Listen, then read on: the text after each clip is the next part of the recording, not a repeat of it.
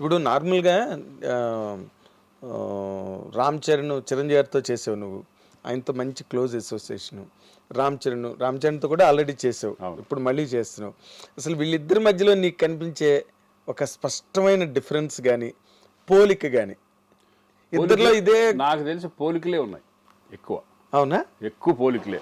అంతేనా? అంటే ఆర్టిస్టుల్ని చక్కగా చూసుకోవడం కానీ ఇది కానీ ఎక్కువ అంటే చాలా ఎలా ఉంటుందంటే ఇప్పుడు అన్నయ్యతో చేసినప్పుడు ఆయన కష్టపడే విధానం ఇవన్నీ కూడా చరణ్లో ఉంటాయి. కష్టపడే విధానం చరణ్లో ఉంది.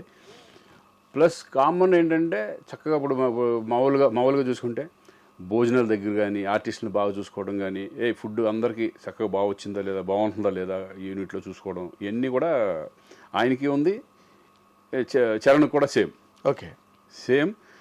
చరణ్ ఇస్ అంటే అనేలాగా డిగ్నిఫైడ్, అంటే ఎక్కడ చాలా పెద్ద, చాలా మెచ్యూర్డ్ గాయ్. చాలా ఈజ్ వెరీ ఇంటెలిజెంట్, చాలా మెచ్యూర్డ్ గాయ్. స్టబ్బన్ చక్కగా నీట్గా ఉంటుంది. కానీ ఆర్టిస్టులు పలకరించే విధానం కానీ అందరినీ ఓన్ చేసుకోవడం కానీ ఇవన్నీ సూపర్గా. ఇప్పుడు అన్నయ్య సేమ్ ఇప్పుడు అన్నయ్య సెట్కి వెళ్తే కమెడియన్స్ కానీ వాళ్ళు అందరితో కలిసి ఒక భోజనం చేయడం చేస్తూ ఉంటారు. అందరిని దగ్గర తీసుకుని మాట్లాడుతూ ఉంటారు కూర్చొని. సేమ్ అదే చరణ్ కూడా. అవునా?